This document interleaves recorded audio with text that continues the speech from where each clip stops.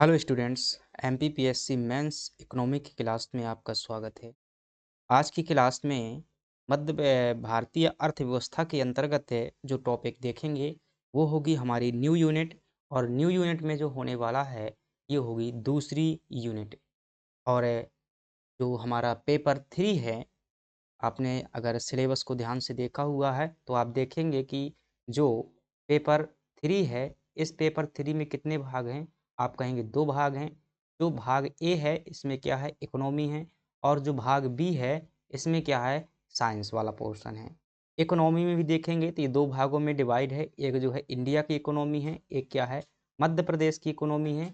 India की economy unit 1 और 2 में दी हुई है और मध्य प्रदेश की इकोनॉमी जो है ये 3 और 4 में दी हुई है। यूनिट 5 जो है मैथ को लेकर के स्टैटिक्स वाला जो है पोर्शन है। तो हमारी जो है एक यूनिट क्या हो चुकी है? पूरी हो चुकी है। अब जो है हमारी दूसरी यूनिट में जो है हम क्या कर रहे हैं? शुरुआत कर रहे हैं। और दूसरी यूनिट में जो पहला टॉपिक दिया हुआ है उस टॉपिक का नाम है हमारा राजकोषीय नीति। क्या नाम है? राजकोषीय नीति। और बहुत सारे सब टॉपिक दिए हुए हैं, तो पहले हम क्या करते हैं? राजकोषीय नीति पढ़ते हैं। जो जो चीज़ें सिलेबस में दी हुई हैं उनको क्या करते जाते हैं? आगे चर्चा करते जाते हैं। तो चलिएगा शुरुआत करते हैं और चीज़ों को देखते हैं। इसमें हम क्या-क्या देखेंगे? राजकोषीय नीति देखेंगे। हम देखेंगे इसमें जो है हमारे सिलेबस में जो लिखा हुआ है लोक व्यय, वो वाला टॉपिक जो है अपना क्या हो जाएगा? पूरा हो जाएगा। साथ ही साथ इसमें जो है प्राप्तियाँ, जो राजस्व प्राप्तियाँ हैं वो सब समझेंगे कि प्राप्तियाँ होती क्या हैं, सरकार को कैसे प्राप्तियाँ होती हैं, क्या-क्या होते हैं। और सरकार के जो विभिन्न प्रकार के घाटा होते हैं उनको इसमें घाटा भी देखेंगे कि राजस्व घाटा क्या होता है, प्राथमिक घाटा क्या होता है, ये सभी चीज़ें देखेंगे। तो चलिएगा बहुत ध्यान से क्या करना है आपको? सिर्फ क्लास को ध्यानपूर्वक सुनना है और देखना है। आई गारंटी सभी चीज़ें जो है आपको क्लियर तरीके से समझ में आने वाली हैं। चलिएगा यहाँ पर आपको एक देख पा रहे होंगे कि ये जो है कुछ बक्से टाइप की संरचना दिख रही होगी। और आई थिंक इसमें जो है आपने निश्चित रूप से देखा होगा अपने घरों में, इसमें जो है कुछ मूल्यवान चीज़ें रखी जाती हैं, संपत्ति वगैरह रखी जाती है, गहने-वहने वगैरह रखे जाते हैं। वैसे ही जो सरकार का कोष होता है, 2 शब्द समझिएगा। राजकोषीय नीति जो है हमारी क्या होने वाली है? चर्चा होने वाली है। राजकोषीय नीति क्या होती है? इसको जानने से पहले तो इसको शब्दों को तोड़िएगा। इसका क्या करेंगे हम? एक संपूर्ण विश्लेषण होने वाला है आपके सामने। इंग्लिश में से क्या बोलते हैं? फिजिकल पॉलिसी बोलते हैं, कंप्लीट एनालिसिस करने वाले। ठीक है? मेंस का टॉपिक पढ़ रहे हैं। फैक्टों की बजाय जो है आपको क्या करना है? पूरे कॉन्सेप्ट पर क्या करना है? ध्यान देना। राजकोषीय नीति को 2 शब्दों में तोड़ेंगे तो एक शब्द निकल कर के आ जाएगा राजकोष और दूसरा शब्द निकल कर के आएगा नीति। तो नीति तो आप जानते हैं, ये कोई कानून बनाना, कोई पॉलिसी बनाना, कोई डॉक्यूमेंट बनाना, किसी को लेकर के वो क्या होती है? नीति होती है। तो किसको लेकर के बनाना है? आपको राजकोष को लेकर के बनाना है। अब राजकोष शब्द आपको समझ में आना चाहिए, तो यहाँ सबसे पहले आप क्या करिएगा? समझिएगा। राजकोष में 2 शब्द हैं, एक शब्द है आपका राज और दूसरा है आपका कोष। राज का मतलब क्या होगा? सरकार होगा, हमारा गवर्नमेंट होगा, हमारी गवर्नमेंट होगी। और कोष का मतलब क्या होगा? ट्रेजरी होगा, जिसे खजाना बोल देते हैं शुद्ध भाषा। तो जो सरकार का खजाना है, उस खजाने को लेकर के जो नीति बनाई जाती है उसे क्या कहते हैं? राजकोषीय नीति कहते हैं।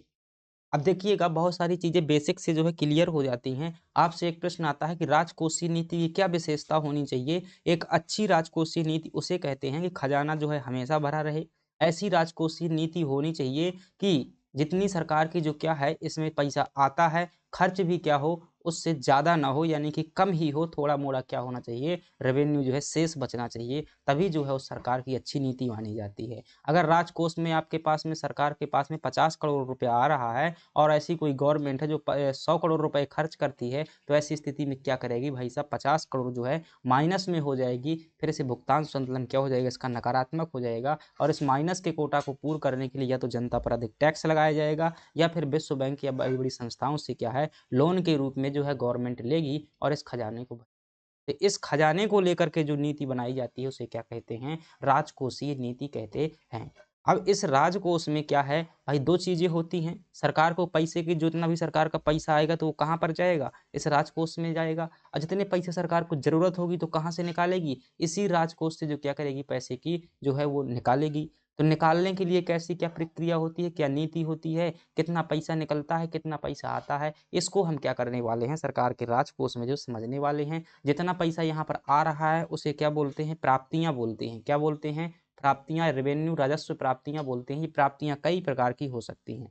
सरकार यहाँ पैसा कई प्रकार से प्राप्त कर सकती है। कहो तो अपनी संपत्ति बेच दे, कहो तो लोन से प्राप्त कर ले, कहो तो टैक्स लगा के प्राप्त कर ले, कहो तो फिर किसी और तरीके से क्या कर सकती है, प्राप्त कर सकती है। निकाला कैसे जा सकता है? तो सरकार कई प्रकार से पैसा निकालती है। पूंजी निर्माण के लिए निकालती है, जैसे कि सड़क बनवाने के लिए पैसा निकालती है, बिल्डिंग बनवाने के लिए, पुल बनवाने के लिए, कई योजनाओं के लिए जो है पैसा निकालती है। साथ ही साथ जो है अधिकारी कर्मचारियों के क्या करने के लिए, वेतन देने के लिए भी ये पैसा की निकासी करती है। ये क्या हो जाएंगी, ये व्यय हो जाएगा। इसे क्या कहेंगे, लोक मतलब प्राप्तियाँ बोलेंगे, राजस्व प्राप्तियाँ बोलेंगे या राजकोषीय प्राप्तियाँ बोलेंगे। इसे क्या बोलेंगे, राजकोषीय व्यय, इसी को लोक व्यय या सरकारी व्यय या सरकारी खर्च जो है, ऐसे शब्दों का क्या कर सकते हैं, प्रयोग कर सकते हैं। ये क्या है, आपकी पब्लिक ट्रेजरी है, यानी कि राजकोष है। राज मतलब सरकार का जो है एक खजाना है, तो इसको जो है लेकर के हमारी नीति बनने वाली है। तो चलिएगा हम चर्चा करते हैं। ये PDF आपको जो है टेलीग्राम चैनल पर भेज दिया जाएगा। तो पूरा का पूरा 100% मुझे किस लिए चाहिए,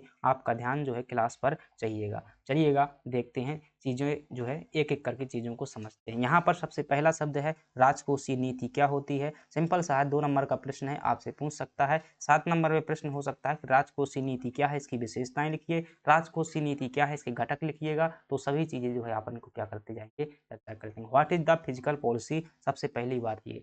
तो यहाँ पर आप देख पा रहे हैं कि ये जो है सरकार का जो है हमारा चिन्ह बना हुआ है, राष्ट्रीय चिन्ह बना हुआ है ये वाला। अब यहाँ पर जो है खजाने के रूप में जो है क्या किया गया, चिन्हित किया गया है। इधर से आप देख पा रहे हैं कुछ क्या हो रही है, इस प्रकार से राजकोषीय जो है प्राप्तियां हो रही हैं। क्या हो रही हैं, राजकोषीय जो है प्राप्तियां हो रही हैं। इसे क्या कहते हैं, राजकोषीय प्राप्तियां ये हो जाएंगी, मतलब राजकोष की तरफ जा रही हैं। इधर आप देखेंगे धन क्या हो रहा है, निकल रहा है, यानी एक्सपेंडिचर यानी कि व्यय जो है हो रहा है। तो इन्हीं दोनों को लेकर के जो नीति बनाई जाती है उसी को क्या कहते हैं, राजकोषीय नीति कहते हैं। इधर जो है आप क्या देख सकते हैं, परिभाषा देख सकते हैं, यानी कि वह नीति जो सरकार की आय और व्यय का प्रबंधन करती है उसे क्या कहते हैं, राजकोषीय नीति कहते हैं।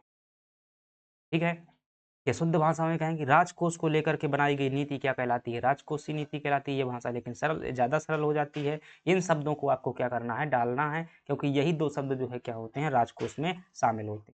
सरकार इस नीति पर विचार करती है कि धन कैसे जुटाया जाता है। ठीक है, इसी नीति पर जो है विचार करती है कि ज़्यादा से ज़्यादा क्या हो, हमें प्राप्तियाँ हों, और धन कहाँ खर्च किया जाता है, इसी पर जो है हमें देखने से पता चलता है कि धन कहाँ-कहाँ पर खर्च हुआ। देख पा रहे हैं आपकी, जैसे कि यहाँ पर कुछ बिल्डिंग जैसी संरचना सरकार ने बनाई हुई है। यहाँ पर जो है जनता को कुछ हाथ में लिए हुए है। इसका मतलब क्या है कि जनता के लिए कोई योजना वगैरह जो है खर्च कर रही है, बना रही है। यहाँ पर आप देख पा रहे हैं ये आवास जैसी संरचना बनी हुई है, यानी कि आवास योजना के लिए भी पैसा जो है यहीं से जाता है। तो ये क्या होता है, राजकोषीय नीति होती है। तो क्या आपको यह समझ में आया कि राजकोषीय नीति क्या है, वह नीति जिसमें सरकार आय और व्यय का प्रबंधन करती है। चलिएगा आगे बढ़ जाते हैं। अब देखते हैं कि राजकोषीय नीति में क्या-क्या चीज़ें होती हैं। ठीक है, राजकोष का ढांचा कैसा-कैसा होता है। तो ये आप देख पा रहे हैं, इधर क्या है, राजकोष है। ठीक है, स्ट्रक्चर ऑफ ट्रेज़री देख रहे हैं। तो यहाँ पर देखेंगे 2 खाते होते हैं राजकोष में। कौन-कौन से खाते हैं? एक होता है राजस्व खाता, एक होता है पूंजीगत खाता। चीज़ों को ध्यान से समझिएगा वरना बहुत जटिल हो जाएगा। राजस्व खाता किसे कहेंगे यहाँ पे, और पूंजीगत खाता किसे कहेंगे? तो देखिएगा, राजस्व खाते में क्या आता है, इसमें किसी भी परिसंपत्ति का सृजन नहीं होता है। वह खाता जिसमें क्या होता है, ना तो परिसंपत्ति मतलब क्या कहते हैं, जैसे देखिएगा पैसा हम क्या करते हैं, खर्च करते हैं। क्या करते हैं, पैसा जो है हम क्या करते हैं, खर्च करते हैं। ये सब एक साइड हटाइएगा, शब्द समझिएगा, यहाँ पर मैं अलग से समझा रहा हूँ चीज़ें। पैसा हम खर्च करते हैं, तो पैसा हो सकता है भाई खर्च करने में हम क्या करें, अपने मतलब मैं घर से ही उदाहरण ले रहा हूँ। हो सकते हैं मैं क्या करा लूँ कि मतलब खेत में बोर करा लेता हूँ, मतलब बोरवेल करा लेते हैं, ठीक है? बोरवेल करा सकते हैं, या हो सकता है कि मैं पैसा कहाँ पर खर्चा कर दूँ, सिर्फ़ मतलब अय्याशी में पैसा खर्चा कर दूँ, जैसे कि जो डेली खर्च होते हैं, यानी कि कुछ शो पीस में खर्चा कर दूँ, मनोरंजन के लिए खर्चा कर दूँ, घूमने में जो क्या कर दूँ, पैसा खर्चा कर दूँ, और कहीं जो है ऐसी चीज़ों में खर्चा कर दूँ जिससे कुछ मतलब चीज़ों का निर्माण ना हो, यानी कि परिसंपत्ति का निर्माण ना हो। दरअसल बात ये होती है कि जैसे पैसा खर्चा करती है गवर्नमेंट, तो कई बार क्या कर देती है, परिसंपत्तियों का निर्माण करवा देती है। जैसे कि उसने क्या कर दिया, सड़क का निर्माण करवा दिया। उसने जैसे क्या कर दिया, कोई सरकारी स्कूल भवन का निर्माण करा दिया। जैसे उसने क्या कर दिया, पुल का निर्माण करा दिया। भाई यहाँ पर पैसा खर्चा किया है गवर्नमेंट ने, तो इसका मतलब ये नहीं कि फालतू खर्चा है। क्यों? क्योंकि ये फालतू खर्चा नहीं है, इनसे कभी ना कभी जो क्या होती है, गवर्नमेंट को इनकम जो है प्राप्त होती है। क्यों? क्योंकि जब पुल बनता है तो गवर्नमेंट क्या लेती है, टोल टैक्स वगैरह लेती है, तो फिर क्या होता है, इससे इनकम जनरेट होती है ना। सड़क बनती है तो इसमें भी क्या करती है गवर्नमेंट के, जो है परिवहन बढ़ता है, सरकार का परिवहन बढ़ता है, उद्योग धंधे अच्छे से चलते हैं, फिर गवर्नमेंट को टैक्स मिलता है, तो इसी कारण तो मिलता है ना। भवन बनते हैं तो स्कूल में जो है, स्कूल बनता है, स्कूल में बच्चे पढ़ते हैं, तो बच्चे क्या करते हैं, कुछ एडमिशन की फीस देते हैं, कुछ और फीस देते हैं, कुछ बड़े होकर के फिर वो सरकारी नौकरी के फार्म डालते हैं तो उसकी फीस देते हैं। तो कहीं न कहीं वो क्या होता है, ये निवेश होता है, जो पूंजीगत संरचना जो है अच्छा माना जाता है। अगर पैसा गवर्नमेंट किसमें सर खर्चा कर रही है, पूंजीगत में खर्चा कर रही है, तो वो पैसा अच्छा माना जाता है। अगर पैसा सिर्फ जो है खर्चा तो कर रही है, लेकिन कुछ पूंजी का निर्माण नहीं हो रहा है, यानी कि कुछ चीज़ें जो है परिसंपत्ति नहीं सृजन हो रही है, तो वो पैसा जो है खर्चा करना उचित नहीं माना जाता है, बेकार माना जाता है। इसी प्रकार से सरकार के जो राजस्व खाता होता है, राजस्व मतलब कि जो फालतू, मतलब इसमें किसी पूंजी का सृजन नहीं होगा, तो क्या कहेंगे कि राजस्व खाता वह खाता होता है सरकार का जिसमें क्या होता है, किसी परिसंपत्ति का निर्माण नहीं होता है। किसी परिसंपत्ति का ना तो मतलब निर्माण होता है, और ना ही इसमें क्या होती है, परिसंपत्ति खर्च होती है। ठीक है, ना ही परिसंपत्ति क्या होता है, खर्च होता है। ठीक है, इसे क्या कहते हैं, पूंजीगत खाता कहते हैं। ठीक है, इसमें जो है दो चीजें शामिल होती हैं राजस्व खाता में, एक होती हैं प्राप्तियां, एक होती हैं व्यय। इसी प्रकार से पूंजीगत खाता में क्या होंगी, दो होंगी, प्राप्तियां और व्यय। अब देखिएगा, राजस्व खाता में जो है प्राप्तियां शामिल होती हैं और व्यय भी शामिल होता है। प्राप्तियों की मैं सिंपल सी बात करूं, जो गवर्नमेंट को टैक्स प्राप्त होता है, जो क्या होता है, गवर्नमेंट को टैक्स प्राप्त होता है, उसे क्या बोलते हैं, राजस्व प्राप्तियां बोलते हैं।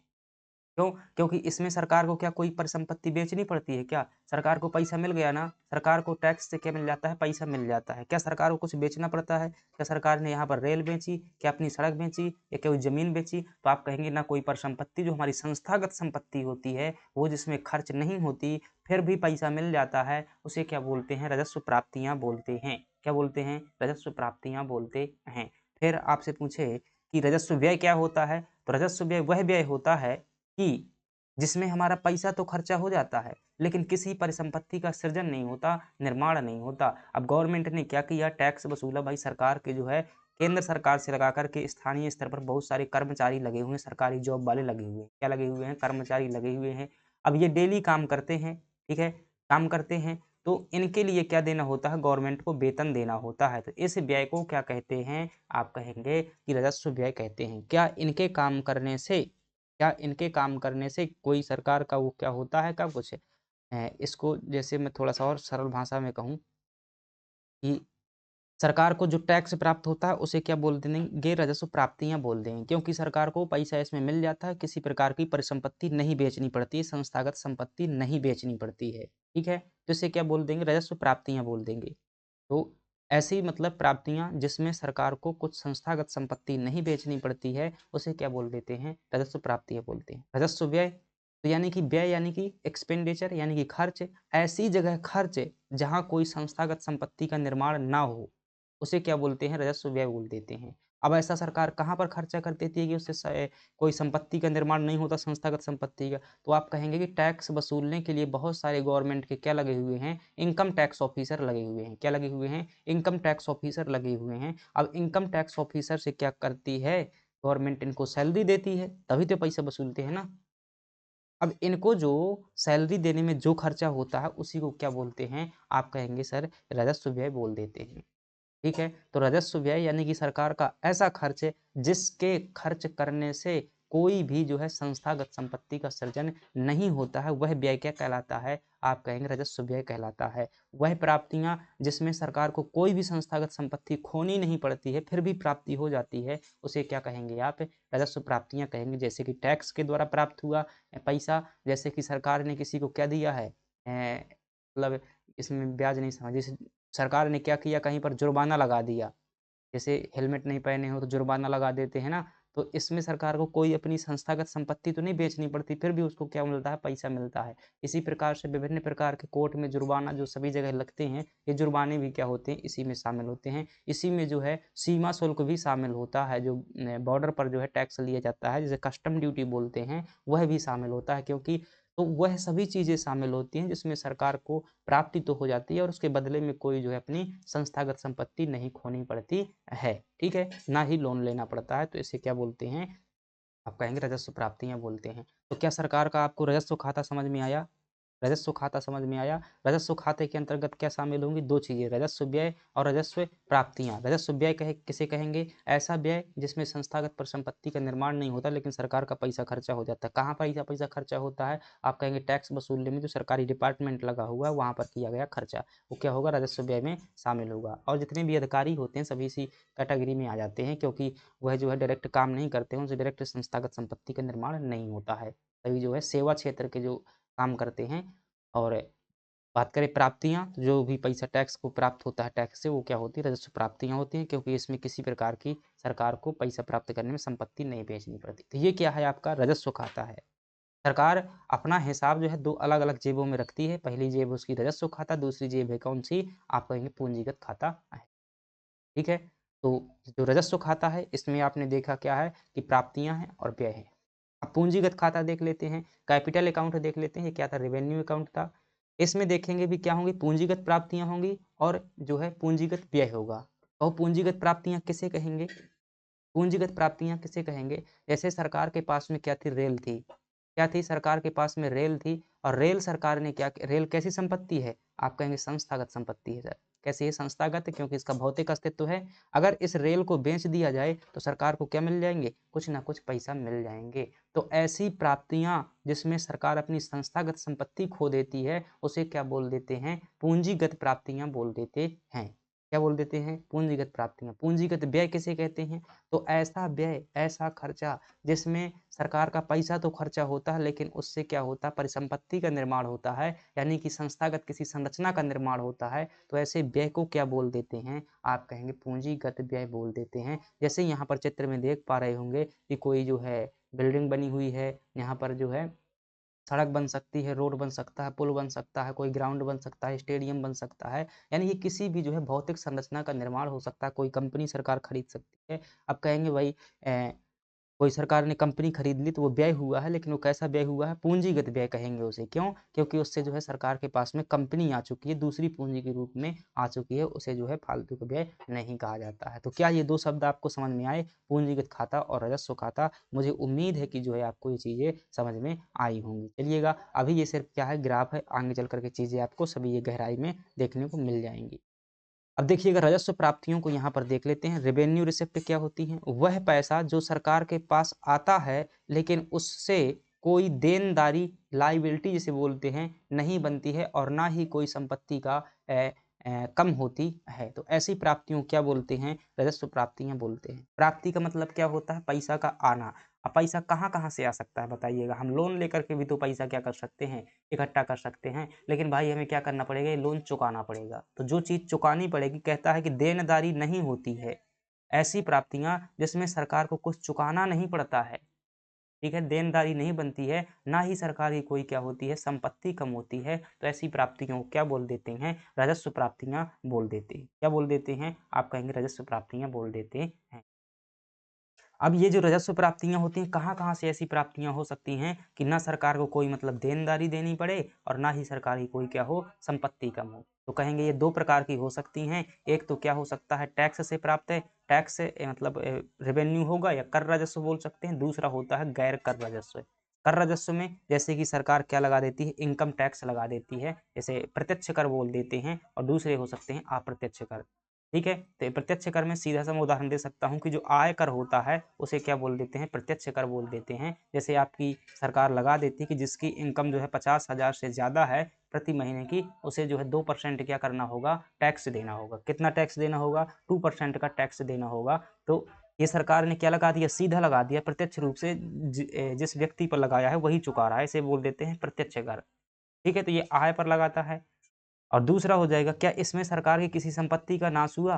क्या इसमें किसी की आय से जो टैक्स ले लिया, क्या सरकार की किसी जो मतलब संस्थागत संपत्ति थी वो कम हुई क्या? नहीं हुई। क्या सरकार को कोई देनदारी बनी क्या? आप कहेंगे नहीं बनी, किसी का पैसा कर्जा में नहीं लिया हुआ, उसने टैक्स लिया हुआ है। तो ये क्या होता है, राजस्व प्राप्तियाँ होता है। अप्रत्यक्ष कर कह देंगे, जैसे जीएसटी में जितने भी आप जीएसटी देते हैं, जो उत्पाद शुल्क होता है, इसमें यह अप्रत्यक्ष कर होता है, क्योंकि ये लगाया जाता है कंपनी के उत्पाद पर और चुकाना पड़ता है किसको, जो अंतिम रूप से चीज़ें क्या करता है, उपयोग करता है। तो आप सिंपल सी भाषा समझिएगा कि जो राजस्व प्राप्तियाँ होती हैं, वो क्या होती हैं, ऐसी प्राप्तियाँ होती हैं जिसमें सरकार की कोई संपत्ति कम नहीं होती, ना ही सरकार के ऊपर कोई देनदारी बनती। वो कौन-सी प्राप्तियाँ होती हैं? इन्हें 2 प्रकार से बाँटा गया है राजस्व प्राप्तियों को। एक जो टैक्स से प्राप्त होने वाली हैं, जिसे कर राजस्व कह देते हैं, कर राजस्व के अंतर्गत ये उदाहरण दिए हुए हैं। एक हो सकती हैं गैर कर राजस्व प्राप्तियाँ, यानी कि कर से अलावा भी कहीं से सरकार को ऐसे पैसे मिलते हैं, जिसमें सरकार की ना तो संपत्ति कम होती है और ना ही क्या होता है, उसके देनदारी बनती है। जैसे कि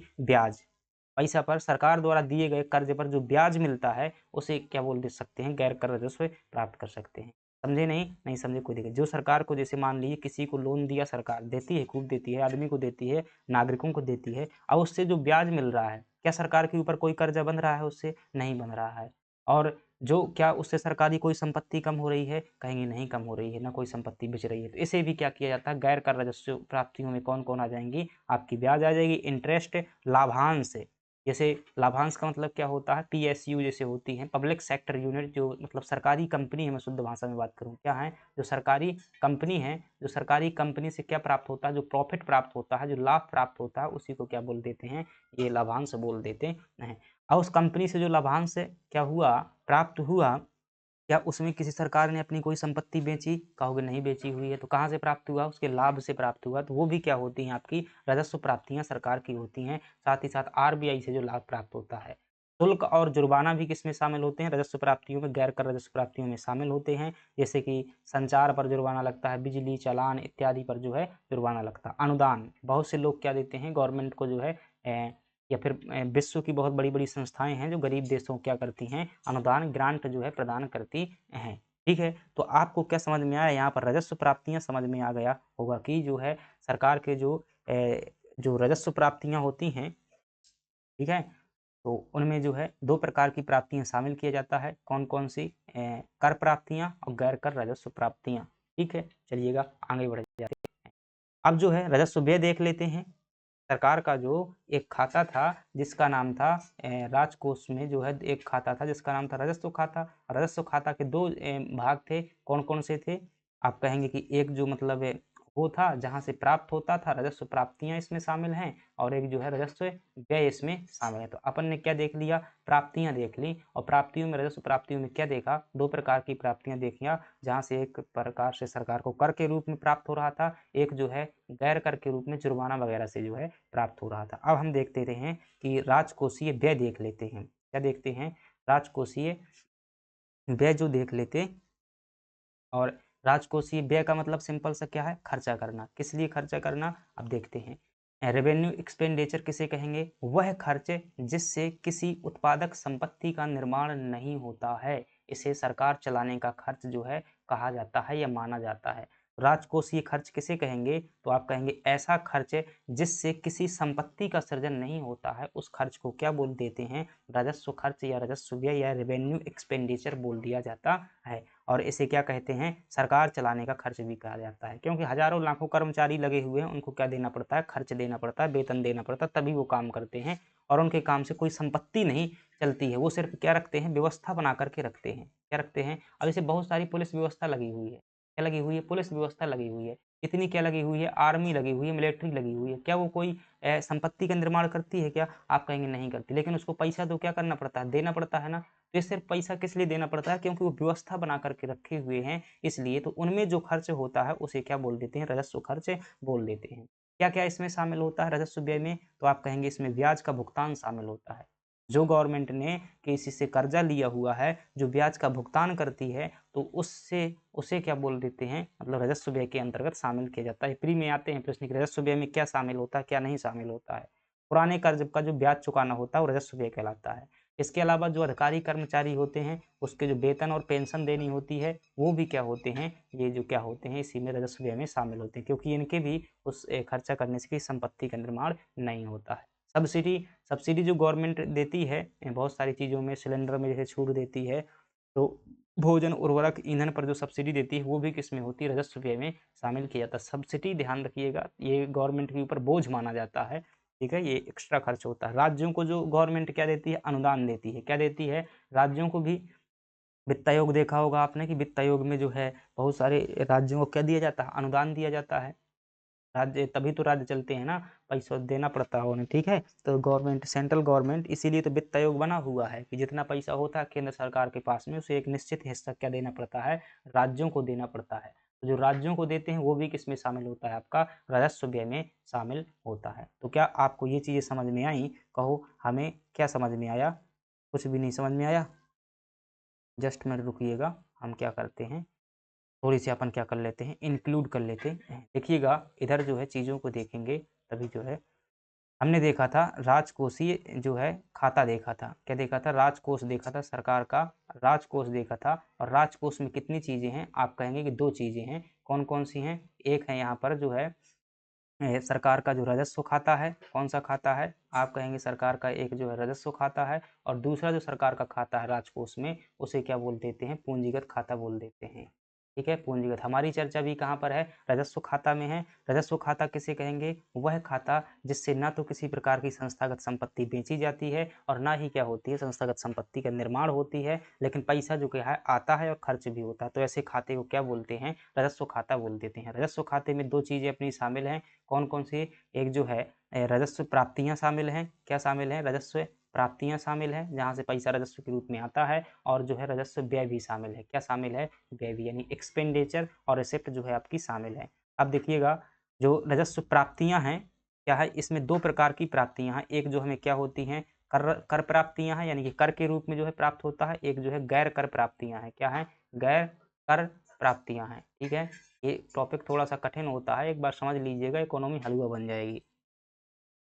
ठीक है? बजट-अजट प्रतिबंध बनने लगेगा अगर ये चीज़ें समझ गए। तो ये आपको समझ में आया कि प्राप्तियाँ जो 2 प्रकार को, सरकार को पैसे कितने प्रकार से प्राप्त हो सकता है, जिसमें कि संपत्ति ना बेचनी पड़े, फिर भी पैसा प्राप्त हो जाए, तो उन्हें क्या बोलते हैं? राजस्व प्राप्तियाँ बोल देते हैं। या तो टैक्स के रूप में प्राप्त हो सकता है। टैक्स में जो कौन-कौन से हो सकते हैं? एक तो आपका इनकम टैक्स हो सकता है, मतलब आय कर हो सकता है, और दूसरा जो अपनी जीएसटी हो सकता है, जिसे अप्रत्यक्ष कर बोल देते हैं।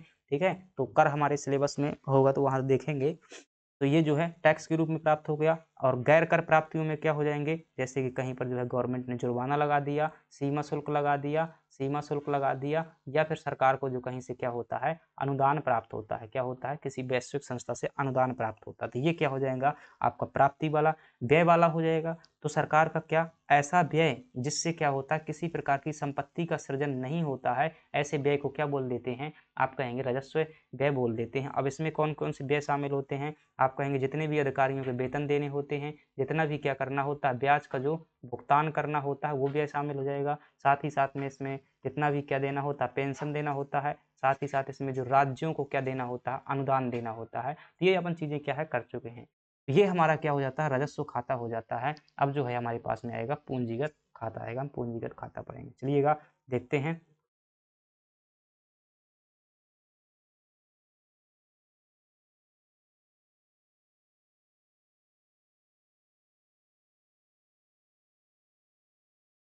चलिएगा, तो ये क्या हो जाएगा? हमारा राजस्व खाता के अंतर्गत जो है राजस्व व्यय हो जाएगा। हमने राजस्व प्राप्तियाँ कर लिया, राजस्व व्यय कर लिया।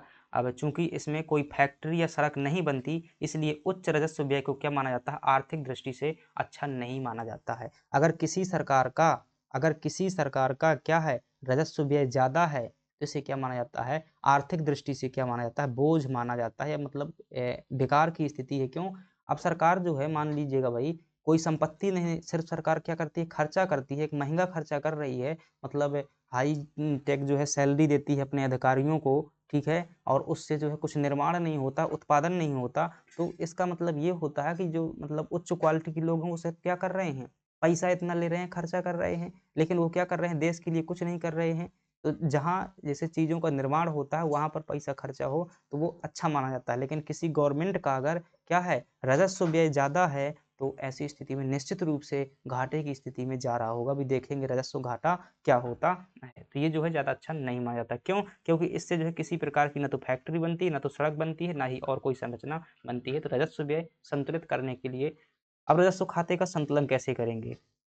भाई अच्छी गवर्नमेंट उसी को कहते हैं, अच्छा प्रशासन उसी को कहते हैं जिसमें राजस्व व्यय और प्राप्तियों का क्या बना रहे, संतुलन बना रहे। अगर संतुलन बना रहेगा तो गवर्नमेंट चलती रहेगी। अगर ये जो है संतुलन की स्थिति नहीं बनेगी तो निश्चित रूप से फिर कहीं आपको वित्तीय आपातकाल लगाने की आवश्यकता पड़ेगी, या फिर आप विश्व बैंक से क्या करेंगे, लोन लेंगे, जनता पर भारी टैक्स लगाएंगे। तो ये फिर क्या है, इसे लोक कल्याणकारी सरकार नहीं कहते, इसे तानाशाही सरकार कहते हैं। फिर अंग्रेजों का शासन हो जाएगा, मान लीजिएगा अगर ऐसा हो रहा है यहाँ।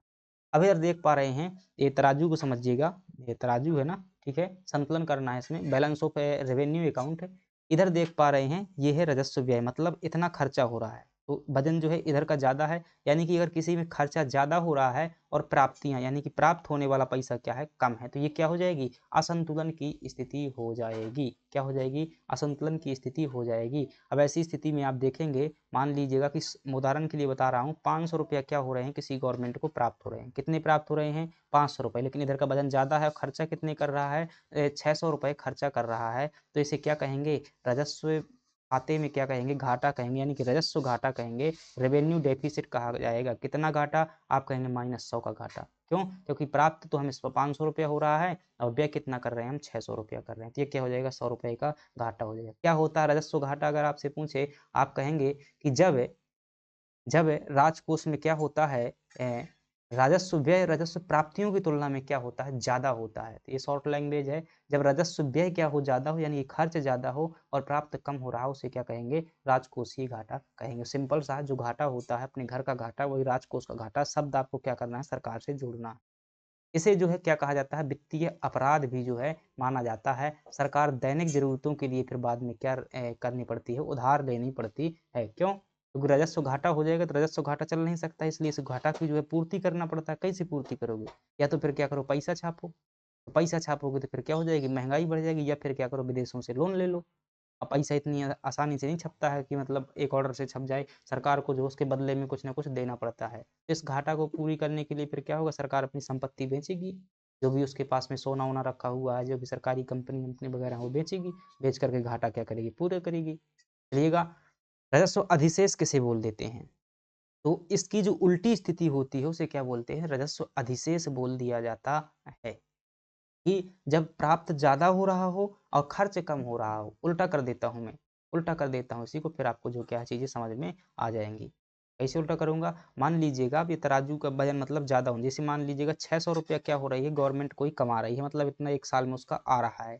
खर्चा कितना हो रहा है, 500 रुपया खर्चा हो रहा है, तो आप कहेंगे प्लस में जो है गवर्नमेंट के पास में खजाने में 100 रुपया जा रहा है। क्या जा रहा है, 100 रुपये। तो इसे बोल देते हैं राजस्व अधिशेष बोल देते हैं। जब राजस्व प्राप्तियां ज्यादा हो, यानी कि पैसा सरकार के पास में ज्यादा आ रहा हो और खर्च क्या हो रहा हो, कम हो रहा हो, इसे क्या बोल देते हैं, राजस्व अधिशेष बोल देते हैं, रेवेन्यू सरप्लस बोल देते हैं। द्वितीय पंचवर्षीय योजना में पहली बार क्या देखा गया था, राजस्व अधिशेष की स्थिति देखी गई थी। सामान्यतः ऐसा नहीं होता है, गवर्नमेंट के पास में जितना आता है उससे कहीं ज्यादा खर्च होता है, हमेशा राजकोषीय घाटा की, राजस्व घाटा की स्थिति जो है देखी जाती है। चलिएगा, तो ये देख लिया आपने। अब हम देखते हैं पूंजीगत प्राप्तियां। क्या देखते हैं, जो राजकोष था सरकार का, क्या था, जो राजकोष था उसमें दो चीजें थी। क्या थी, एक था राजस्व खाता, क्या था, एक था राजस्व खाता और एक था कौन सा खाता, पूंजीगत खाता। राजस्व खाता वो था जिसमें ना किसी संपत्ति का निर्माण होता है और ना ही किसी संपत्ति का बेचा जाता है, ये सिर्फ सेवा क्षेत्र से संबंधित होता है। ठीक है, पूंजीगत खाता वो है जिसमें क्या होगा, अगर पैसा जो है खर्च होगा तो कहाँ पर खर्च होगा, संपत्ति के निर्माण में खर्च होगा। अगर पैसा आएगा तो कहाँ से आएगा, उसी संपत्ति को बेच करके पैसा आएगा, तो उसे क्या बोल देते हैं, पूंजीगत खाता बोल देते हैं। अब पूंजीगत खाता में भी कितने हैं, दो भाग होंगे। क्या करेंगे भाई, एक तो पूंजीगत खाता से क्या होगी, आय का खाता होगा, और एक क्या होगा, व्यय का खाता होगा। आय आएगी तो कहाँ से आएगी, आप कहेंगे संपत्ति को बेचने से जो आय आएगी उसे क्या कहेंगे, पूंजीगत आय कहेंगे। जो संपत्ति के निर्माण में जो खर्च होगा उसे क्या कहेंगे, पूंजीगत खर्च कहेंगे। सरल है ना, कठिन थोड़ी ना है। तो देखेंगे पूंजीगत प्राप्तियां किसे बोल देते हैं, यानी कि कैपिटल रिसिप्ट जो है किसे बोल देते हैं, आप कहेंगे वह पैसा जिससे या तो सरकार पर कर्ज बढ़ता है। क्या होता है, वह पैसा जिससे सरकार पर या तो कर्ज बढ़ता है या सरकार की क्या होती है, संपत्ति कम होती है। जैसे सरकार ने क्या किया, पैसा प्राप्त किया, सरकार ने पैसा प्राप्त किया, इसके दो ही तरीका है पूंजीगत तरीके के अंतर्गत। एक तो क्या कर दे, अपनी संपत्ति बेच दे, तो भाई संपत्ति बेच देगी सरकार तो क्या हो जाएगी, उसकी संपत्ति कम होगी। तो वह पैसा जिससे सरकार की या तो संपत्ति क्या होती है, कम होती है, और दूसरा क्या है भाई, या तो सरकार का पर कर्ज बढ़ सकता है, यानी कि सरकार क्या कर सकती है, लोन ले सकती है। तो लोन चुकाना तो पड़ेगा ना एक टाइम पर। तो क्या होता है, ये जो है 2 चीज़ें किसमें शामिल होती हैं, पूंजीगत प्राप्तियों में शामिल होती हैं। चलिएगा, इधर देख पा रहे हैं कि या तो ऋण से पैसा क्या कर सकती है, सरकार ले सकती है, और या फिर क्या कर सकती है, इसे जो है मतलब जो पूंजीगत प्राप्तियाँ होती हैं 2 कैटेगरी में बाँटा गया है कि ऋण से आय कर सकते हैं और गैर ऋण से आय कर सकते हैं। ऋण से आय में जो है सरकार घरेलू ऋण ले सकती है, यानी कि जनता से जो है ऋण ले सकती है, और बैंक के रूप में जो है बैंक से क्या कर सकती है, जैसे आरबीआई से क्या लेती है, लोन लेती है, और विदेशी ऋण ले सकती है जैसे कि वर्ल्ड बैंक से, आईएमएफ से, जापान से, जैसे बुलेट ट्रेन के लिए हमने लोन लिया हुआ था। तो ऐसे जो है चीज़ें क्या कर सकते हैं, ये लोन ले सकते हैं। और दूसरी तरफ अगर देखेंगे तो गैर ऋण से कैसे जो है हम क्या कर सकते हैं, ये पूंजीगत प्राप्तियां कर सकते हैं। जैसे ऋणों की क्या करें, वसूली करें। जो हमारा ऋण किसी ऊपर डला हुआ है, देखिए ऋण से मिलने वाला अगर ब्याज से पैसा मिल रहा है तो वो क्या होगी, आपकी राजस्व प्राप्तियां होंगी। ऋण जो दिया हुआ था उससे अगर हमें ब्याज का पैसा मिल रहा है तो वो किस में जाएगा, राजस्व प्राप्तियों में जाएगा। लेकिन हमने जिसे ऋण दिया हुआ है, ऋण की अगर वसूली करते हैं यानी कि मूलधन की वापसी कर देते हैं, तो वो किस में माना जाएगा, वो आपका पूंजीगत प्राप्तियों में माना जाएगा, क्योंकि हमारा उधर ऋण जो है क्या हो जाएगा, कम हो जाएगा। जिसे हमने ऋण दिया हुआ तो ऋण खत्म हो जाएगा ना, यानी कि एक प्रकार की संपत्ति खत्म हो गई। तो मूलधन की जो वापसी हो जाती है वो किस में आएगा, पूंजीगत प्राप्तियों में आएगा। विनिवेश, विनिवेश का मतलब क्या होता है, एक होता है देखिए शब्द निवेश। निवेश का मतलब क्या होता है, किसी संस्था के निर्माण में संस्थागत स्कूल, कॉलेज, घर, मकान, खेती खरीदना, जमीन खरीदना, रोड खरीदना, प्लेटफार्म खरीदना, से बहुत सारी चीजें करना, उसमें जब पैसा हम क्या करते हैं, खरीदते हैं, तो उसे क्या बोलते हैं, निवेश बोलते हैं। अब इसका जो उल्टा होता है, जब उसी को बेचते हैं तो उसे क्या बोलते हैं, विनिवेश बोला जाता है, डी इन्वेस्टमेंट बोला जाता है, डिसइन्वेस्टमेंट है।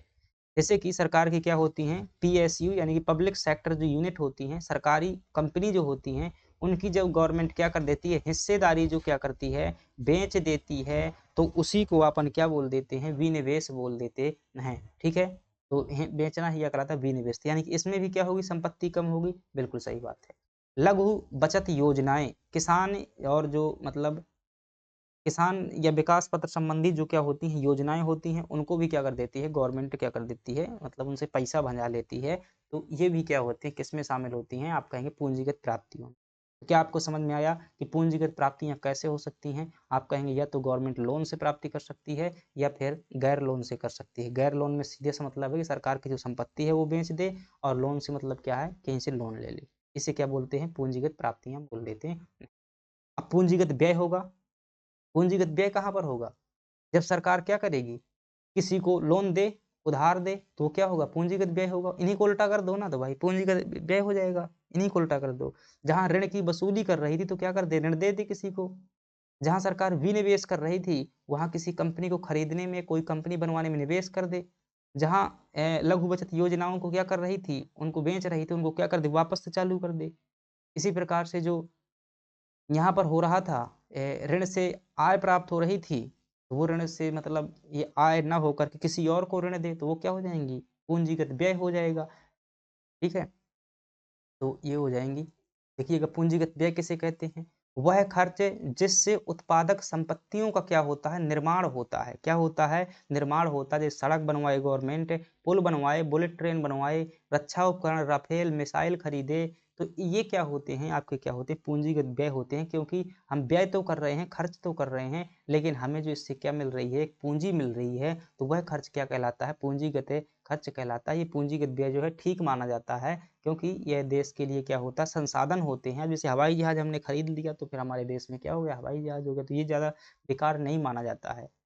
ठीक है, पुराने कर्ज का मूलधन वापस करना, जैसे करना, ठीक है, जैसे हमने किसी का कर्जा लिया हुआ था, उसका लौटा रहे हैं, तो ये भी क्या होगा, पूंजीगत व्यय होगा। इसे भी किसमें शामिल करेंगे, पूंजीगत व्यय में शामिल करेंगे। ध्यान रखना, अगर वसूली करेंगे अपना जो पुराना पैसा हमने दिया हुआ था, तो वो क्या होगा, पूंजीगत प्राप्तियां होंगी। अगर हम किसी का पूंजीगत व्यय लौटा रहे हैं, तो इसमें हमें क्या करना होगा, कुछ पैसा खर्चा करना होगा ना। ऐसे थोड़ी ना दे देंगे भाई, हाथ दिखा करके कि लो भैया अपना पैसा ले लो, इसके लिए हमें पैसा देना पड़ेगा। तो हमारा क्या होगा, कर्जा चुक गया, तो वो किस में शामिल होता है, पूंजीगत व्यय में शामिल होता है। ऋण वितरण, भविष्य में अगर कोई क्या करेगा, जो मतलब गवर्नमेंट ऋण को क्या करती है, वितरण करती है, तो किस में होगा, पूंजीगत व्यय में शामिल होगा। बहुत आसान तरीके से जो है चीज़ों को क्या किया गया है, प्रेजेंट किया गया है। ध्यानपूर्वक सुनिएगा, पढ़िएगा, समझ में आएगा। यह जो है अच्छा खर्च माना जाता है, इन्वेस्टमेंट माना जाता है, क्योंकि भविष्य के लिए जो है अर्थव्यवस्था को क्या करता है, मजबूत बनाता है। ठीक है, तो अब देखिएगा, हमने क्या कर लिया फ्रेंड्स, मैं एक बार जो है फिर से चीज़ें बता देता हूँ। अपन ने क्या पढ़ा, जो राजकोष पढ़ा, क्या पढ़ा, राजकोष में क्या होते हैं, 2 जेबें होती हैं, यानी कि 2 खाता होते हैं। एक होता है आपका पूंजीगत खाता, कौन सा खाता, पूंजीगत खाता, और एक खाता होता है राजस्व खाता। राजस्व खाते में उस खाते की चीज़ें शामिल की जाती हैं, यानी कि इसमें भी क्या होगी, आय और व्यय शामिल होगा, इसमें भी क्या होगा, आय और व्यय, व्यय को व्यय बोल देंगे, आय को प्राप्तियां बोल दिया जाता है, इसमें भी जो है आय और व्यय शामिल होगा। पूंजीगत किसे बोलते हैं, जो संस्थाएं होती हैं, जो संस्थागत संपत्ति होती है, उसे पूंजीगत कहा जाता है। उससे अगर आय प्राप्त हो रही है तो पूंजीगत आय हो जाएगी, पूंजीगत प्राप्तियां हो गई। अगर उसको बनाने में हम खर्च कर रहे हैं तो वो क्या हो जाएगा, पूंजीगत खर्च या पूंजीगत व्यय हो जाएगा। राजस्व क्या होता है, तो आप कहेंगे कि वह है आय जिसमें सरकार को अपनी कोई संपत्ति नहीं बेचनी पड़ती है, ना ही किसी का कर्जा लेना पड़ता है, तो वो क्या होता है, पूंजीगत आय होती है। वह खर्च जिसमें सरकार के खर्च करने से न तो कोई पूंजी का निर्माण होता है और ना ही हम किसी को कर्जा देते होते हैं, तो वो क्या होता है, आपका पूंजीगत व्यय होता है। तो ये जो है पूंजीगत आय और व्यय जो है अपन क्या कर चुके हैं, समझ चुके हैं। चलिएगा आगे बढ़ते हैं। अब यहाँ पर देखेंगे, एक नज़र में जो है चीज़ें देख लीजिएगा, राजस्व बनाम पूंजीगत, यानी कि स्नैपचैट देखिए समझने के लिए है अपन का ये स्नैपशॉट, कि रेवेन्यू वर्सेस जो है कैपिटल। इधर देखेंगे राजस्व वाली चीजें दी हुई हैं, इधर दी हुई हैं पूंजीगत वाली चीजें गई हुई हैं। प्रकृति देखिएगा, ये क्या होता है, आवर्ती होता है, अल्पकालिक होता है। जो राजस्व की आय होती है, ये क्या होती है, अल्पकालिक होती है। चाहे आय हो चाहे भाई व्यय हो, ये क्या होता है, कम समय के लिए होता है ना। ऐसा थोड़ी ना होता है कि ये हमेशा के लिए हो जाएगा। जैसे सरकार को क्या मिलती है, ब्याज मिलती है। जो लोन पर जो सरकार ने पैसा दिया हुआ है, लोन दिया हुआ किसी को, उससे ब्याज मिल रही है, ऐसा थोड़ी ना होता हमेशा होता है। वो जिस दिन मूलधन सामने वाला चुका देगा तो ब्याज मिलना बंद हो जाएगा। इसी प्रकार से जो, जैसे किसी देश में क्या हुआ, उत्पादन ज़्यादा हुआ, क्या हुआ, उत्पादन ज़्यादा हुआ, तो फिर क्या है, गवर्नमेंट को ज़्यादा टैक्स मिलेगा। क्या मिलेगा, ज़्यादा टैक्स मिलेगा। लेकिन ज़रूरी थोड़ी ना कि हर वर्ष क्या हो, उत्पादन ज़्यादा हो तो ज़्यादा टैक्स मिले। तो इनकी जो है अवधि कैसी होती है, अल्पकालीन होती है, साथ ही साथ आवर्ती होती है, क्योंकि बार-बार यही चीज़ें क्या होती रहती हैं, दोहराती रहती है। वहीं ये जो होती हैं पूंजीगत प्राप्तियाँ होती हैं, गैर आवर्ती होती हैं। ये फिक्स नहीं होता कि मतलब इनमें मिलेगा हर टाइम उतने ही टाइम पर मिलेगा। टैक्स का तो फिक्स है कि भाई मिलेगा ही। ये गैर आवर्ती, आवर्ती का मतलब बार-बार, ठीक है? ये गैर आवर्ती होती है लेकिन दीर्घकालिक होती है। अब सरकार ने क्या बनवा दिया, कोई जो है मेडिकल कॉलेज बनवा दिया, ठीक है? तो वो क्या हो जाएगा, बहुत लंबे समय के लिए जो है हो जाएगा। तो पूंजीगत जो खर्च होता है, पूंजीगत जो खाता होता है, ये क्या होता है, लंबे समय तक के लिए होता है। राजस्व खाता जो है कम समय के लिए होता है। इनका प्रभाव जो होता है, तो इनका प्रभाव मतलब उपभोग के लिए होता है, और ये क्या होता है, निवेश के लिए होता है। ज़्यादातर जो है सेवाएँ, इसमें जो भी खर्च होता है वो उपभोग के उसमें जाता है, इसमें निवेश के उसमें जाता नहीं। रक्षा और उदाहरण देखेंगे तो इसमें उदाहरण दे सकते हैं, राजस्व में देखेंगे तो जैसे सैनिकों का जो वेतन पेंशन दिया जाता है वो राजस्व से संबंधित हो जाएगा। और जो पूंजीगत में देखेंगे तो राफेल विमान खरीद ले रहे हैं, पनडुब्बी खरीद रहे हैं, एयरपोर्ट बनवा रहे हैं, तो ये क्या हो जाएगा, पूंजीगत आय खर्च हो जाएगा।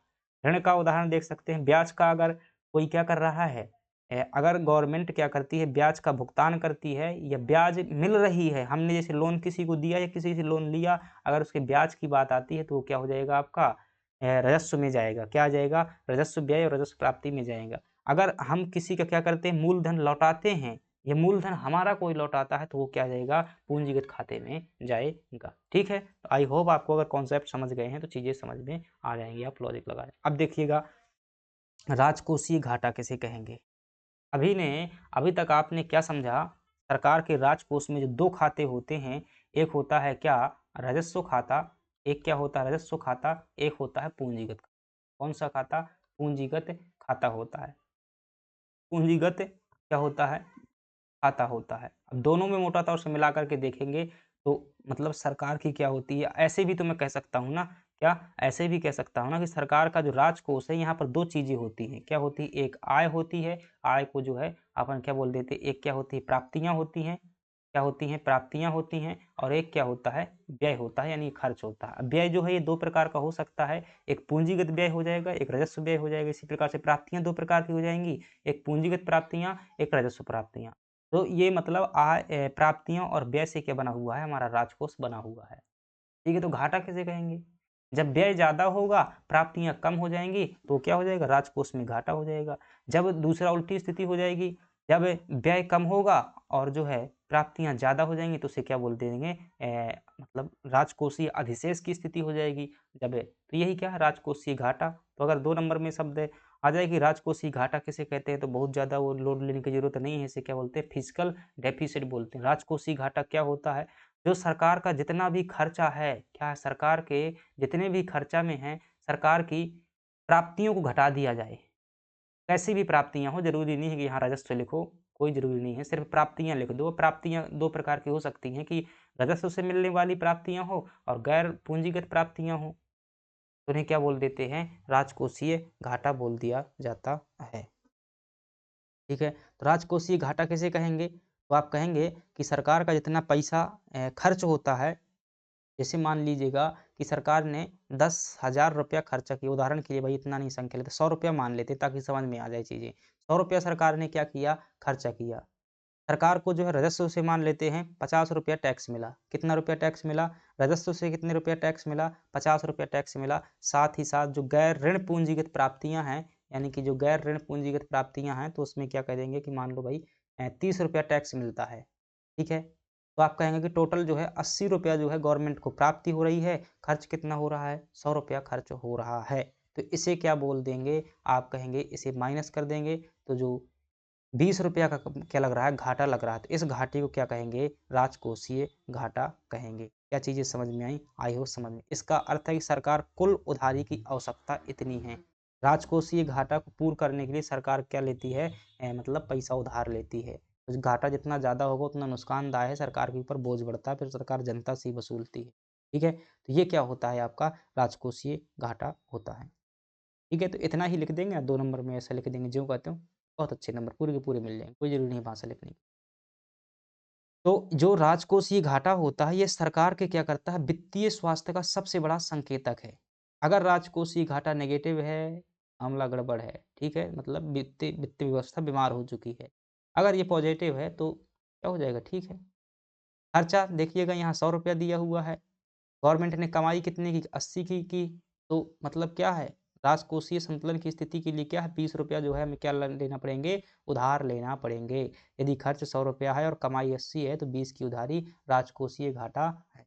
क्या आपको समझ में आ गया यहाँ पर राजकोषीय घाटा क्या है? उम्मीद है समझ गए होंगे। आगे बढ़ जाते हैं। अब हम देखते हैं मौद्रीकृत घाटा किसे बोल देते हैं? क्या? मोनेटाइज़्ड घाटा मोनेटाइज़्ड डेफ़िसिट किसे बोल देते हैं? या मौद्रीकृत घाटा किसे कहते हैं? राजकोषीय घाटे का वह हिस्सा राजकोषीय घाटे का जैसे कितने का हुआ था पिछले में हमें ₹20 का घाटा हुआ था। राजकोषीय घाटे का वह हिस्सा जिसकी भरपाई सरकार नई करेंसी छाप कर की जाती है। अब जैसे कि ₹20 का घाटा हुआ है तो सरकार क्या करती है, इसको पूर्ण करने के लिए मान लीजिएगा ₹10 का जो क्या कर देती है गवर्नमेंट टैक्स बढ़ा देती है और जो है ₹10 क्या कर देती है पैसा छाप करके उस घाटा को पूर्ण करती है। या फिर कहीं से लोन लेके पूर्ण करेगी विदेशों से, जैसे विदेशों से लोन माँगने के लिए गए तो हमारी लड़ाई-लड़ाई हो गई किसी विश्व से तो वैसी स्थिति में लोन नहीं मिलता है, ठीक है? तो फिर क्या करेगी गवर्नमेंट टैक्स बढ़ाएगी और क्या करेगी ये कर सकती है, ये फिर वित्तीय आपातकाल की घोषणा करेगी, फिर जो है सरकारी आदमी है उनके पैसा काटेगी। ठीक है, तो ये क्या हो जाएगा जैसे मान ली ₹10 क्या किया इसने पैसा छाप करके पूरा किया, तो उस घाटे को क्या कह दिया जाता है? आप कहेंगे मौद्रीकृत घाटा कह दिया जाता है। तो राजकोषीय घाटे का वह हिस्सा जिसकी भरपाई नई करेंसी छाप कर की जाती है, उसे मौद्रीकृत घाटा कहा जाता है। इसे डेफिसिट मोनेटाइज़ कहा जाता है। देखेंगे यहाँ पर सरकार को पैसों की ज़रूरत है, सरकार आरबीआई को क्या करेगी? प्रतिभूतियाँ देती है। क्या देती है? अपनी सिक्योरिटीज़ देती है। सरकार के पास में सिक्योरिटीज़ होती है। मैंने बताया था ना कि पैसा ऐसे नहीं छपता है कि ऐसे सिर्फ ऑर्डर दे दो छाप लिया जाए, नहीं छपता है। सरकार क्या करेगी? सरकार को जितने पैसे की ज़रूरत है, उतने सरकार को जब सरकार का खजाना खाली हो गया तब ऐसी बात होती है। तो सरकार क्या करेगी? आरबीआई को जो है सिक्योरिटीज़ देगी अपनी जो भी मतलब संपत्ति रखी हुई है, कागज़ के रूप में कागज़ी संपत्ति जो होती है, इन सिक्योरिटीज़ को उतनी ही कीमत पर जो है मार्केट में बेचा जा सकता है और कोई खरीद सकता है प्राइवेट आदमी। तो ठीक है, तो ये गवर्नमेंट के क्या होते हैं शेयर होते हैं कुल मिलाकर के सरकारी कंपनी।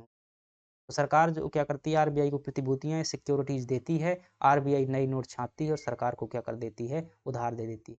जिस दिन सरकार ये पैसा वापस कर देती है, ये ज़मानत के तौर पर जो सिक्योरिटी रखी होती है, सिक्योरिटी वापस हो जाती हैं। अगर सरकार पैसा नहीं देती है, अगर सरकार पैसा वापस नहीं करती है, तो फिर आरबीआई क्या कर देगी, ये सिक्योरिटी मार्केट में बेच देती है और इनसे पैसों की भरपाई पूरी करके अपने हिस्से में बराबर रखती है।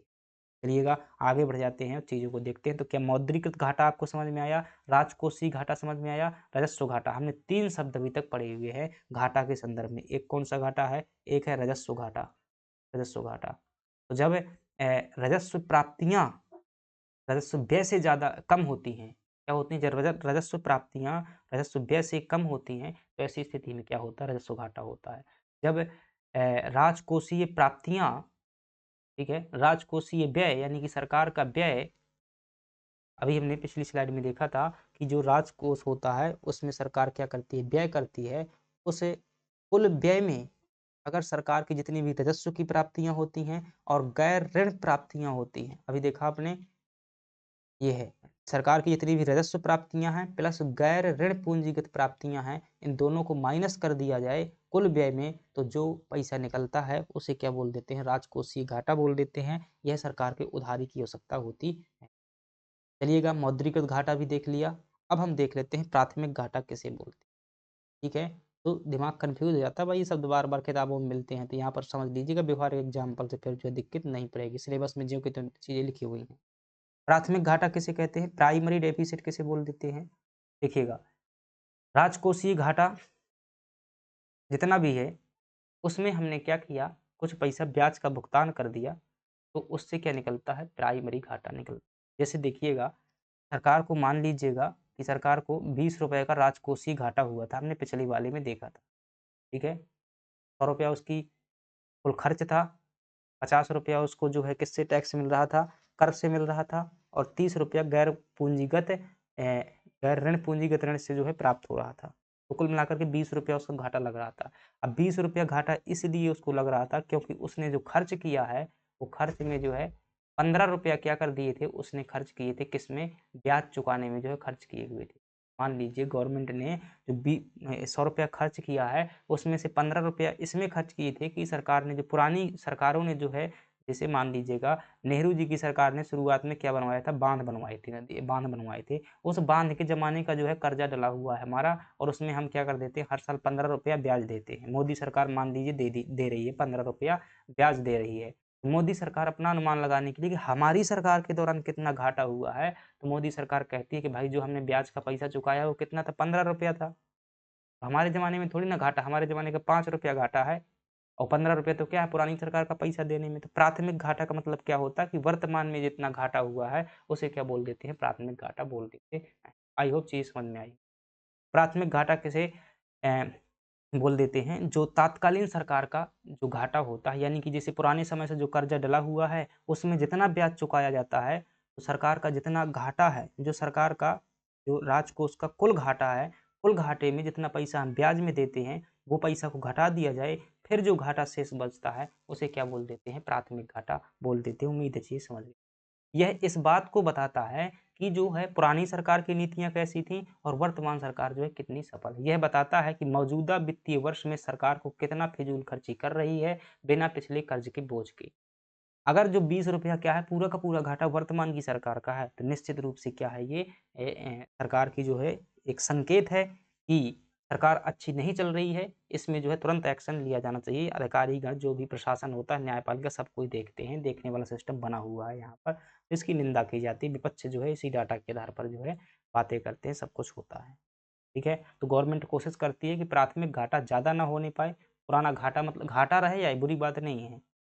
ठीक है, अगर प्राथमिक घाटा ज़्यादा हुआ वो मामला क्या है, गड़बड़ है। चलिएगा आगे बढ़ जाते हैं। तो ये जो है 2-2 नंबर में कोई भी प्रश्न आ सकता है भाई, आपसे आ सकता है घाटा क्या है, विभिन्न प्रकार के घाटों को समझाइएगा। मेंस में टॉपिक अपना लिखा हुआ देखिएगा, एमपीपीएससी पेपर 3 की जो इकोनॉमी वाला पोर्शन है उसमें दूसरी यूनिट देखिएगा, ये सब चीज़ें लिखी हुई हैं। अब ये बजट में शब्द जो प्रयोग में लिए जाते हैं, आर्थिक सर्वेक्षण में यही शब्द मिलेंगे कि सरकार का जो है प्राथमिक घाटा इतने रुपया है, फिर आपको समझ में नहीं आएगा कि क्या बोल रहे हैं ये। ठीक है, अभी जब आर्थिक सर्वेक्षण मैंने कल भेजा हुआ था, 700 पेज का है, 800 पेज का है, तो इतना जो है अगर उसे पढ़ लिया तो मान लो कि पूरी किताबें वैसे भी पढ़ ली, वो अपने आप में सारांश होता है, ठीक है? तो कोशिश करना, आप देखना उसमें जो है राजकोषीय नीति में देखना, उसमें आर्थिक सर्वेक्षण में पूरा जो है सरकारी ऑफिसर जितने भी हैं, हज़ारों सरकारी हर डिपार्टमेंट का डाटा जो है उसमें दिया होगा। ठीक है? तो यदि फिजिकल डेफिसिट है, यानी कि राजकोषीय घाटा ₹100 है, ये उदाहरण के माध्यम से इसी को समझाया गया है। अगर राजकोषीय घाटा ₹100 है और ब्याज जो है ₹25 है, तो प्राथमिक घाटा क्या हो जाएगा? है, तो प्राथमिक घाटा ₹75 है। मतलब कुल घाटा अगर ₹100 है, जैसे अपन ने कहा कि कुल घाटा यहाँ पर ₹20 है और ब्याज यहाँ पर माना है ₹25। अपन ने कहा था कि ब्याज इसमें से जो है ₹15 हमने ब्याज चुकाया हुआ है, तो वही का जो है यहाँ एग्ज़ाम्पल दे कर के लिखा हुआ है। तो अपन ने ये चीज़ें समझिएगा, आगे बढ़ जाते हैं। प्राथमिक घाटा भी देख लिया। अब एक शब्द है प्रभावी राजस्व घाटा। कौन-सा घाटा है? आप कहेंगे प्रभावी राजस्व घाटा। प्रभावी राजस्व घाटा क्या होता है? अभी तक आपने देखा, एक घाटा देखा राजकोषीय घाटा। क्या देखा? राजकोषीय घाटा देखा। एक ने आपने देखा अ, राजस्व घाटा देखा, राजस्व घाटा देखा। एक आपने क्या देखा? प्राथमिक घाटा देखा। क्या देखा? प्राथमिक घाटा। एक घाटा देखा मौद्रीकृत घाटा देखा, मौद्रीकृत घाटा। तो मामला सेट है ना सब कुछ? राजकोषीय घाटा यानी कि सरकार का घाटा, ठीक है? जितना व्यय और जितनी प्राप्तियाँ, व्यय में अगर प्राप्तियों को घटा दिया जाए, राजकोष में जितना भी पैसा आता है, उस आने वाले पैसा को खर्चा किए गए पैसे में घटा दें, तो आपको क्या हो जाएगा? आप कहेंगे कि हमें राजकोषीय घाटा मिल जाएगा। कुल राजस्व प्राप्तियाँ, अगर कुल राजस्व व्यय में घटा दिया जाए, तो जो पैसा बचता है वो क्या हो जाएगा? राजस्व घाटा हो जाएगा। प्राथमिक घाटा आप किसे कहेंगे? कि प्राथमिक घाटा उसे कहते हैं कि जितना भी घाटा लगा हुआ है, उस कुल घाटे में जितना पैसा हमने ब्याज का चुकाया हुआ, उस ब्याज के पैसे को घटा दिया जाए, तो वो क्या हो जाएगा? आपका प्राथमिक घाटा हो जाएगा। मौद्रीकृत घाटा, घाटे का वह हिस्सा जिसकी पूर्ति जो है सरकार मुद्रा छाप कर करती है, तो उसे क्या बोलते थे? मौद्रीकृत घाटा बोलते। अगला घाटा पढ़ते हैं कि प्रभावी राजस्व घाटा। कौन-सा घाटा? प्रभावी राजस्व घाटा जो है हम पढ़ते हैं, अब इसको भी समझिएगा। तो भाई 2-4 बार पढ़िएगा इन्हें, तो मैं जो है फुल समझा दिया है आपको, सब कुछ समझ में आएगा। पीडीएफ पढ़िएगा, एक बार नोट्स बनाएँगे, समझ में आ जाएगा। प्रभावी राजस्व घाटा किसे बोलते हैं? Effective revenue deficit. यह जो है शुरुआत से नहीं होता था, 2011-12 से जो क्या की गई थी, इसकी प्रभावी राजस्व घाटे की अवधारणा को शामिल किया गया था। तो देखेंगे, अब देखिएगा, सरकार क्या देती है? अनुदान देती है। सरकार क्या देती है? अनुदान देती है। अनुदान किसको देती है? राज्यों को देती है। ठीक है? राज्यों को देती है। ये सरकार का क्या होता है? खर्चा होता है। ये क्या होता है? सरकार का, यानी केंद्र सरकार का ये खर्चा क्या है? व्यय है। और व्यय वो क्या है? एक व्यय का एक हिस्सा है, मतलब राज्यों को जो है अनुदान देती है सेंट्रल गवर्नमेंट, स्टेट गवर्नमेंट को। राज्यों को मान लीजिएगा, हमारी मध्य प्रदेश सरकार को क्या दिया? सेंट्रल गवर्नमेंट ने मान लीजिएगा 10,000 करोड़ रुपए का, 10,000 करोड़ रुपए का क्या दिया? मतलब अनुदान दिया 2025 में, ठीक है? जो मोहन यादव की सरकार है, उन्होंने क्या किया कि हमारे यहाँ के मुख्यमंत्री ने क्या किया कि उससे जो है एक सड़क बनवा लिया। क्या बनवा लिया? एक सड़क बनवा लिया 5,000 करोड़ की, और एक 5,000 करोड़ में क्या बनवा लिया? मेडिकल कॉलेज बनवा लिया। क्या बनवा लिया? एक मेडिकल कॉलेज बनवा लिया। ये तो भाई अच्छी बात हुई ना, इसे घाटे में नहीं शामिल किया जाना चाहिए, क्योंकि कभी न कभी तो इससे क्या होगा? पॉजिटिव परिणाम निकलेगा ही। तो गवर्नमेंट कहती है कि जो हम अनुदान देते हैं और उस अनुदान के पैसे से जितनी भी क्या होती है? संपत्ति का सृजन होता है, वो घाटा नहीं है। वो घाटे के अंतर्गत नहीं है, फिजूल खर्ची नहीं है, ये क्या है? एक अच्छा खर्च है। ठीक है? तो प्रभावी राजस्व घाटा किसे कहेंगे? कि जितना भी सरकार का घाटा है, यानी कि जो घाटा है, उस घाटा में क्या किया जाए? उस हिस्से को घटा दिया जाए, जिससे क्या हुआ है कि संस्थागत संपत्ति का निर्माण किया जाएगा। क्या किया गया है? संस्थागत संपत्ति का निर्माण किया। नहीं समझ में आया? चलिए बाद में भाषा पढ़ेंगे, पहले जो मैं समझा देता हूँ।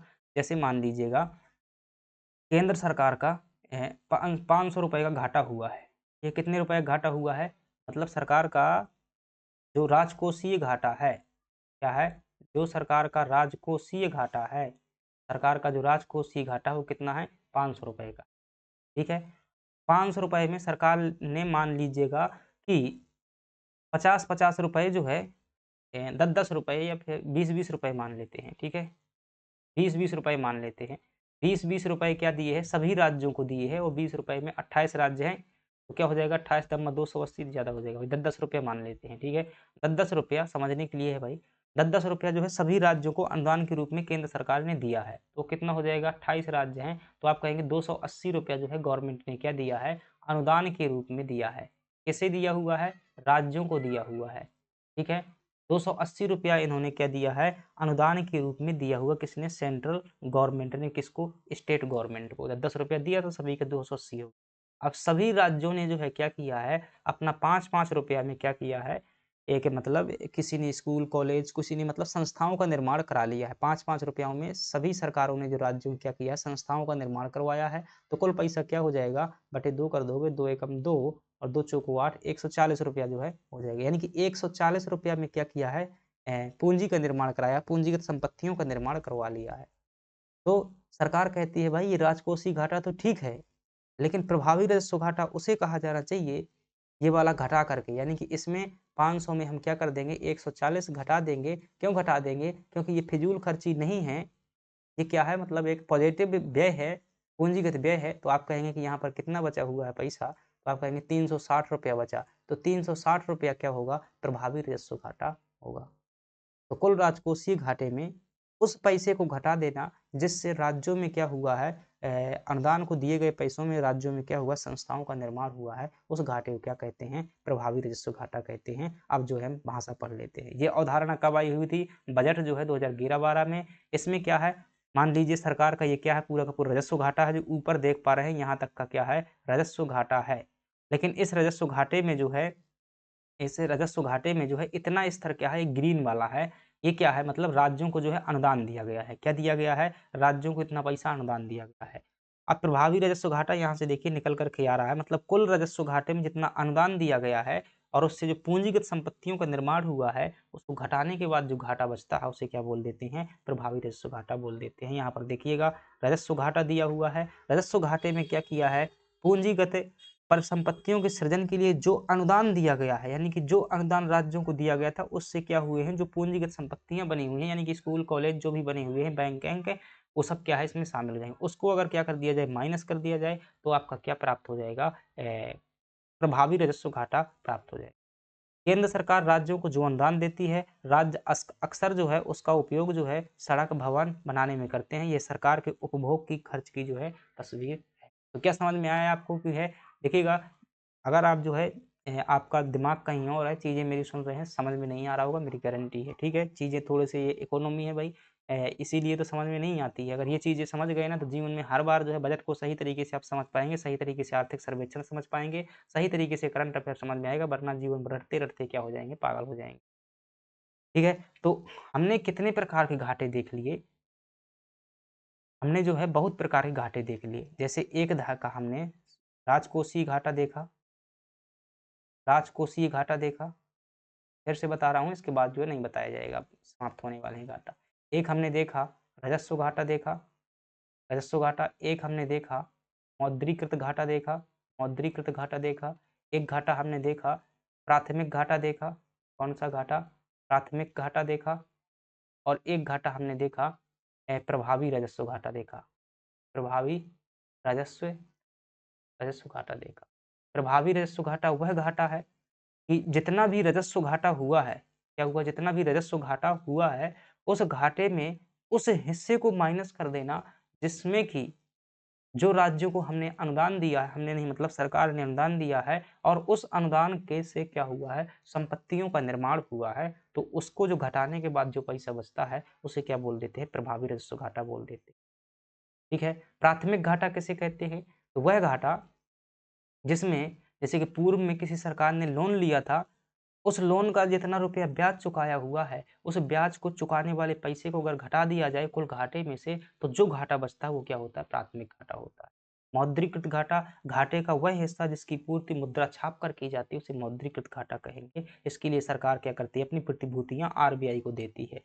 राजस्व घाटा, अगर कुल राजस्व व्यय में राजस्व प्राप्तियों को माइनस कर दिया जाए तो जो घाटा प्राप्त होता है उसे राजस्व घाटा बोल देते हैं। राजकोषीय घाटा, सरकार का जितना भी खर्च है उस कुल खर्च में सरकार की जितनी भी मतलब गैर पूंजीगत ऋण प्राप्तियां हैं और जो राजस्व प्राप्तियां हैं, उन दोनों को जोड़ करके माइनस कर दिया जाए तो क्या होता है, आप जब इसको ध्यानपूर्वक सुनेंगे, नोट्स बनाएँगे, निश्चित रूप से चीज़ें समझ में आएँगी। हो सकता है एक बार में समझ में ना आए, हर शब्द का आप मतलब समझ चुके हैं, याद हो जाएगा, बस रिवीजन करिएगा। ठीक है? तो राजकोषीय अनुशासन, ये ध्यान रखिएगा प्री में हो सकता है कि जो ये पूछ ले RFRBM एक्ट 2003 का है। इसमें कहा गया था इस कानून में कि भाई अच्छा जो मतलब राजकोषीय अनुशासन उसे कहेंगे, इसमें जो है फिजिकल मतलब ये जो घाटा है, ये राजकोषीय घाटा 3% से ज़्यादा ना होने पाए। जीडीपी का 3% से अगर ज़्यादा घाटा होता है तो सरकार की क्या है ये मतलब एक प्रकार की नाकामी है। इससे अगर ज़्यादा घाटा होता है तो इतने से ज़्यादा घाटा नहीं होना चाहिए, यानी कि अधिकतम घाटा जो है लक्ष्य रखा गया था कि 3% घाटा था। लेकिन अभी भी जो है देखेंगे आर्थिक सर्वेक्षण में 4% तक का घाटा निकल करके आया हुआ है। 2008 की मंदी के कारण ये लक्ष्य जो है चूक गया था।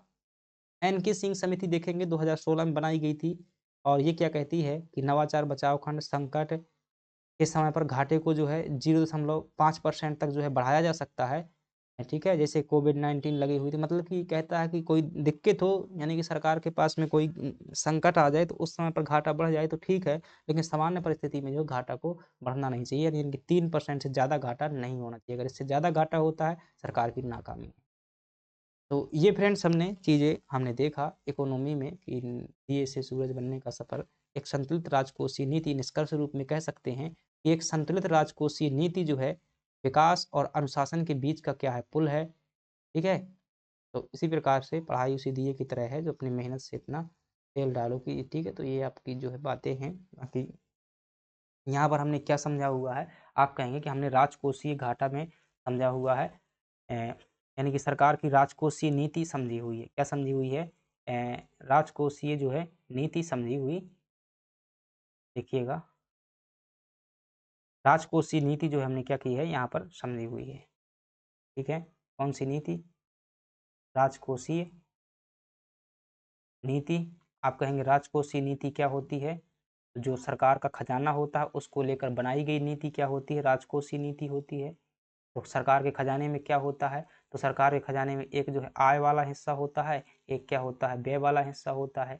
आय को जो है प्राप्तियाँ भी कह दिया जाता है। ये प्राप्तियाँ 2 प्रकार की हो सकती हैं। एक तो प्राप्तियाँ जो है पूंजीगत यानी कि पूंजीगत प्राप्तियाँ हो सकती हैं। एक क्या हो सकती हैं? राजस्व प्राप्तियाँ हो सकती हैं। इसी प्रकार से व्यय भी क्या हो सकता है? 2 प्रकार का हो सकता है। एक राजस्व व्यय हो सकता है, एक जो है पूंजीगत व्यय हो सकता है। एक क्या हो सकता है? पूंजीगत व्यय हो सकता है। तो कहेंगे पूंजीगत व्यय पूंजीगत आय किसे कहते हैं? तो सरकार की जो संपत्ति होती है उसको बेचकर प्राप्त होने वाली आय क्या है? पूंजीगत आय है। जो सरकार का मतलब है एक ऐसा राजस्व है, यानी कि ऐसी आय जिससे सरकार की किसी पूंजीगत संपत्ति का नुकसान नहीं होता, ना ही उसमें कमी होती है, ना ही लोन बढ़ता है, उसे क्या कह देते हैं? राजस्व आय कह देते हैं। सिंपल सा उदाहरण है टैक्स। और व्यय व्यय किसे कहेंगे? राजस्व व्यय, यानी कि सरकार का वह खर्च है जिससे ना तो कोई संपत्ति का निर्माण होता है और ना ही कोई ब्याज चुकता है, ना ही मतलब पैसा चुकता है, तो उसे क्या बोलते हैं यहाँ पे? राजस्व व्यय बोल देते हैं। पूंजीगत व्यय किसे कहते हैं? सरकार का ऐसा खर्चा जिससे सड़क, पुल इत्यादि का निर्माण होता है और इसमें असंतुलन की स्थिति यानी कि जब क्या होता है? व्यय ज़्यादा होता है आय की तुलना में, तो उसे क्या बोल देते हैं? घाटा बोल देते हैं। ये घाटा कई प्रकार के होते हैं, हमने देखे। चलिएगा, आई होप आपको जो है चीज़ें समझ में आई होंगी। अगर मज़ा आया है तो ये लाइक सब्सक्राइब करना है और जुड़ना है अपने साथ में। पीडीएफ जो है आपको टेलीग्राम पर भेज दिया जाएगा।